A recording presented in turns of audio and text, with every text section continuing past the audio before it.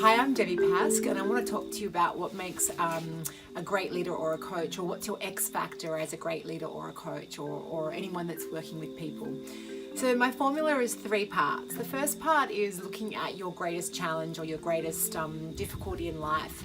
So out of difficulty and challenge comes growth and some sort of brilliance. So if you actually look back into your life story or your timeline and look at what actually has challenged you, out will pop your X factor, or one of those things that creates your X factor. So for example, my story, I had quite an early burnout, a career corporate burnout in my late 20s. And I found that due to that and due to that challenge and that struggle, I became a master at yin and yang balance, the masculine and the feminine energy, the logical and the creative. So what happened to me was developed my X factor from my greatest life challenge. So if you actually go back into your life and look at that, you'll find your own X factor.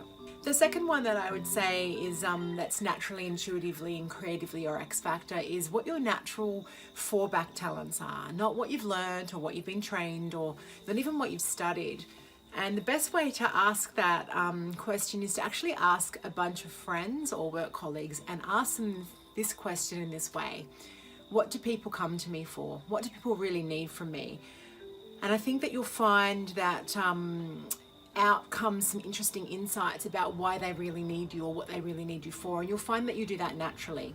So I've always had people come to me naturally to let the old things go and start new projects, or give people permission to sort of let go of old relationships or old habits and start new ones.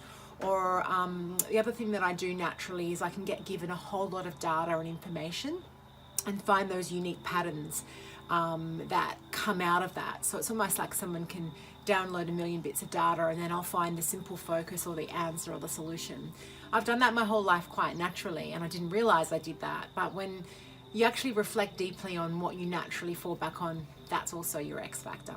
And the last one that I would say is a concept of where your creative, intuitive gifts tend to emerge the most.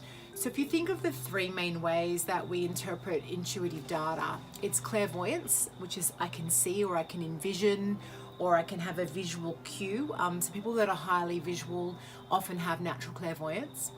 The second one is Clair-audience, which means I have an intuitive hearing. So a lot of people tell me that sometimes I'm a bit of a human lie detector. So if someone tells me something and it's not right, I can actually hear it. It's almost like I reject that statement. So if you're someone that can hear truth or hear something and then feel like it's right or wrong for you, that's a natural state of clairaudience. The last one is Clair-sentience, where you feel gut feelings, you get a feeling, you walk into a room and you have a feeling, or you pick up on other people's feelings.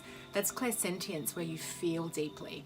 So if you look at your greatest challenge, your greatest natural talents, and whether you're a little bit more aligned with the clairvoyance, the clairaudience, or the clair-sentience, that all starts to incubate and create what you're really amazing at. And by X factor, I mean intuitively, naturally brilliant gifts that you have.